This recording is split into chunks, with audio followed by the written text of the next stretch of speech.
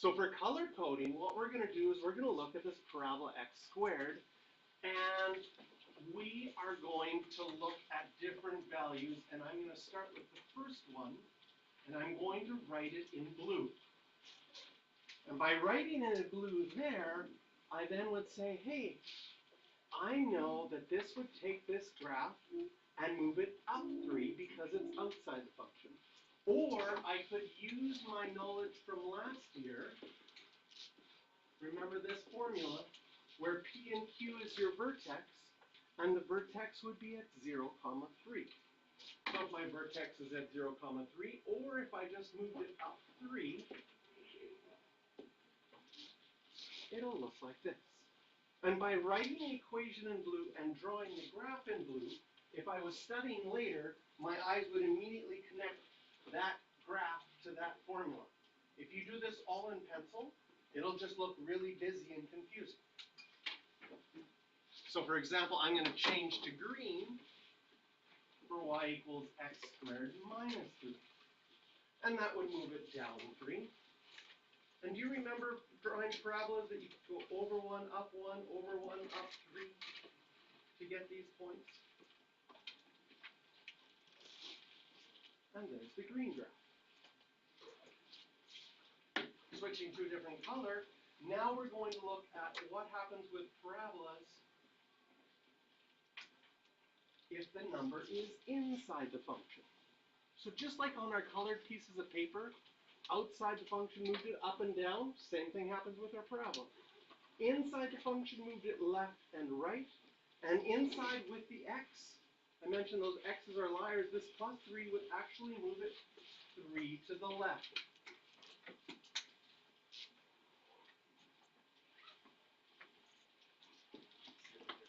And our graph is shifted there. Okay. And you knew that your vertex was always P, Q, so in grade 11 with your parabola, you already knew to change the sign of that value for your vertex. And now we're seeing that same idea in a different way. And finally, last color, I'll pick orange.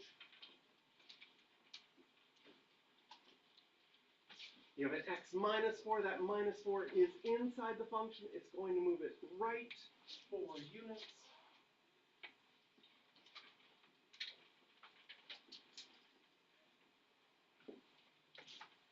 And so by color coding here, I can quickly see which graph matches with which one. Might help me if I was studying later, just trying to review this.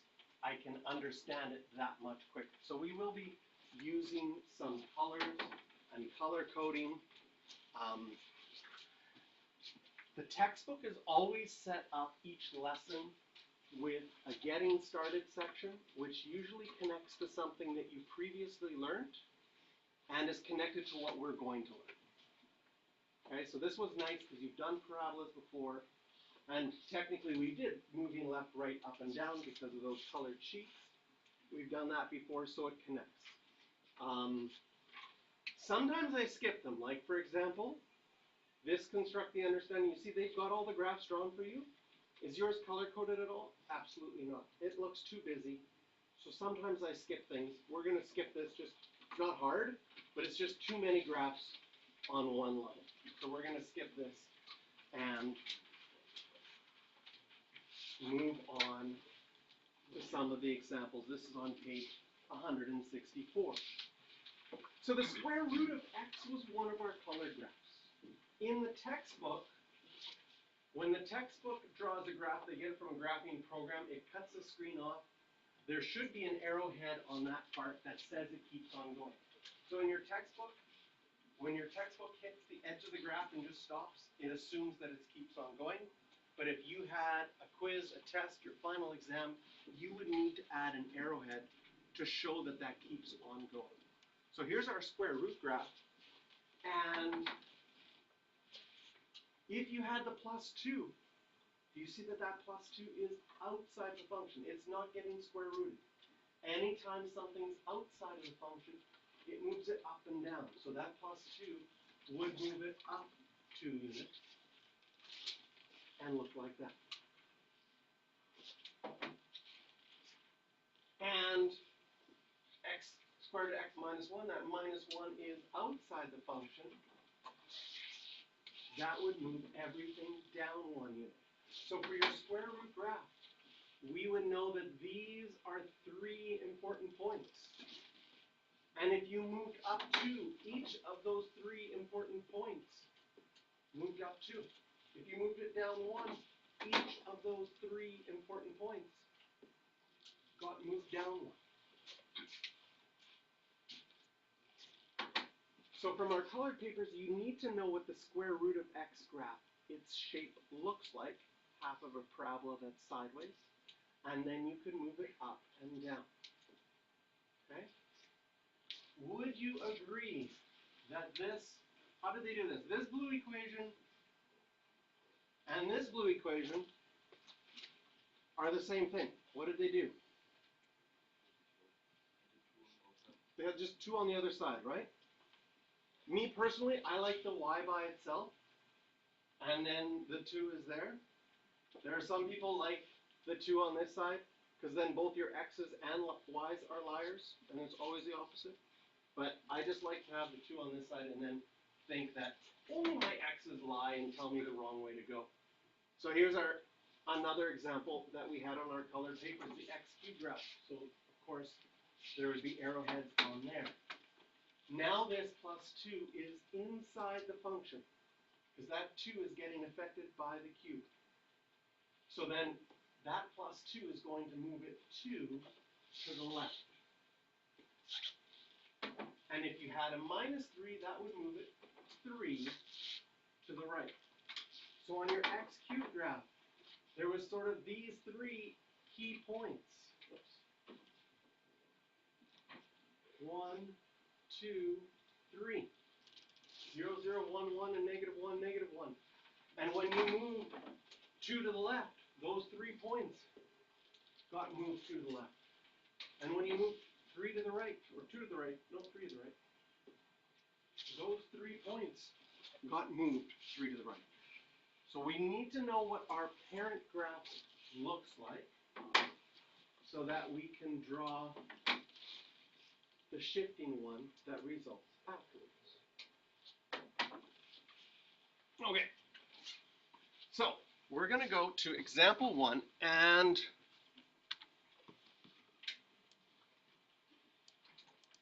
the textbook will always give you an example that they work through, and then off to the side it says check your understanding.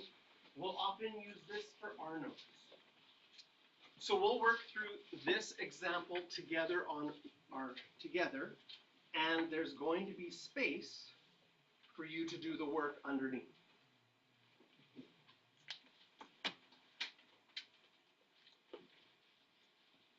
All right. So here they give us the graph. It's a bunch of lines put together.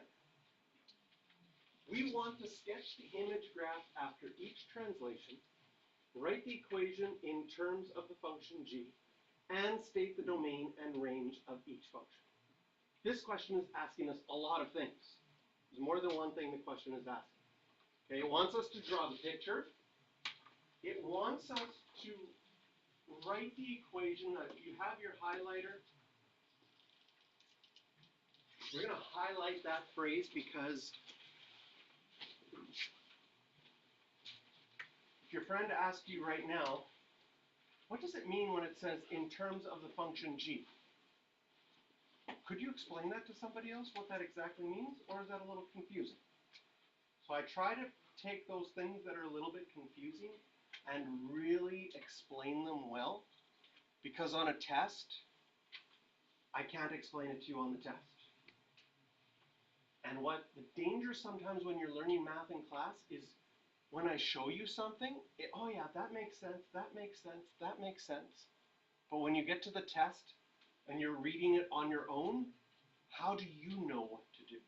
So there are some keywords that I'll sometimes highlight and really emphasize. Okay. So let's do part A. I'm going to do part A in blue. We want to go 4 units to the left. Well, this would be pretty easy because if I had this point, I could move it 1, 2, 3, 4 to the left. This point, 1, 2, 3, 4 to the left. 1, 2, 3, 4 to the left, and 1, 2, 3, 4 to the left. Actually sliding this 4 to the left is not hard to do. There's our graph. Okay, so we have technically done this first sentence, sketch the image, graph after each translation. Now, they want us to write the equation in terms of the function g. So when they have this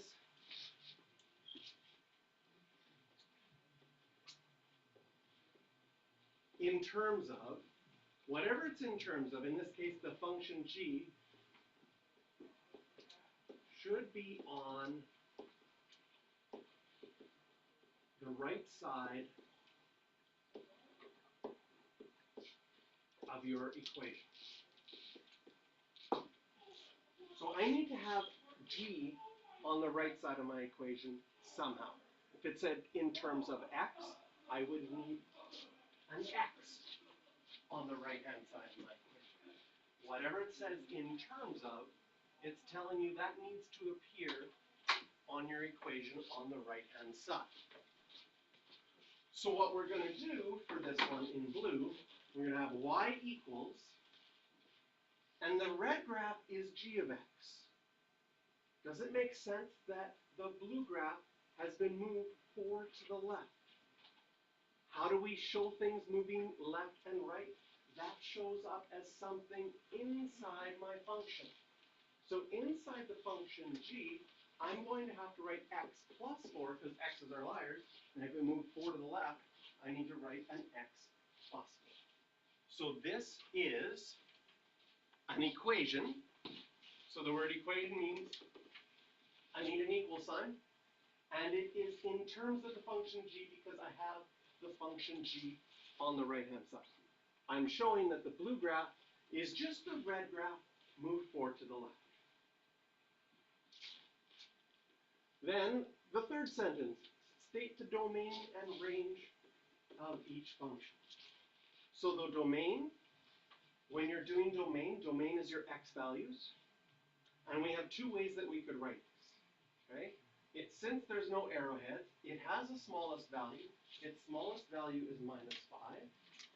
And its biggest value is +2. So we could write it as -5 less than or equal to x less than or equal to 2. Or you could write this in interval notation. -5 to 2, and we'd have square brackets there because, right, the square brackets means that value is included. And there's a dot at -5, -5 is included. If there ever was something not included, they would show it with an open circle. Do you remember seeing that before? A while back. So this one has a dot there, so it is included. And its range, the smallest y value is 2. And the biggest y value is 5. So we could write it like that, or square brackets from 2 to 5. So the interval notation and the set notation here says we're including everything in between from 2 to 5. 2 is our smallest value, 5 is our biggest value. One thing you're going to find in a math question is that you often have to read a question multiple times. So when I'm solving a question, I get excited, I sketch the image, oh, I can do that, and you go and do that, and then sometimes you just okay, what's the next question? And then you would have missed that you had to write the equation in terms of g, you would have missed the domain and range. Right? On a math test, when you finish a question, it's always a good strategy, once you finish the question, to read the question again. Right? I wouldn't say this is a good strategy in English. Does anybody finish a book and go, oh, I should finish the book again and read the whole thing again? That would take forever, right? So it's not a good strategy for English. You probably just have to read your English book once. But in math, we have to read it over again. Also in math, you have to read every single word. Because sometimes they can change one word, which changes the whole meaning of the question. Right? And this might be different. Like some subjects, they teach you If you're reading this, just read the first sentence and the last sentence. You'll get the idea, and you can skip the stuff in the middle. Sometimes you can do that if you're reading for social studies or something. You can read quicker that way. But in math, every single word is important, and you should be rereading the question at the end. Okay, so I'm going to just read it again. Yes, I've answered everything for part A. I am going to do part B in green. So I need to sketch the graph. This time, we're taking the graph and shifting one up. So the red one, I'm taking each of these points and shifting them up one, and then I can connect them together. And its equation in terms of g, well, now we're shifting up one, that would be outside of the function, and we would have a plus 1 at the end. The domain of our green one, smallest x value is minus 1. Biggest x value is 6. And of course, you could also write this with square brackets in interval notation. The range, my smallest y value is 3. And my biggest y value is 6. Or you could write this as 3 to 6. So if you're asked domain and range, you get to choose whichever notation you like better. Right? This is called, we want to know what they're called. This is called set notation. And this is called interval notation. You can choose. But if it's multiple choice, they might give you one in one form. And if you've never learned that form, then you'd be like in trouble. So, but if you're asked to write it, you get to choose which form you like better, which one you want to use. So what you're going to find is going forward with questions, I'll just sort of like try to randomly alternate. Sometimes I'll do one, sometimes I'll do the other, and by alternating like that, hopefully you get used to both of them. Does that make sense? Now, every time we finish a question, so we just finished question 1, I'm going to end the video soon, and this will get put on. I'll show you where my YouTube channel is, probably tomorrow or the next day, show you where you can find these videos. But every time we get finished a question, I'll give you some questions for practice.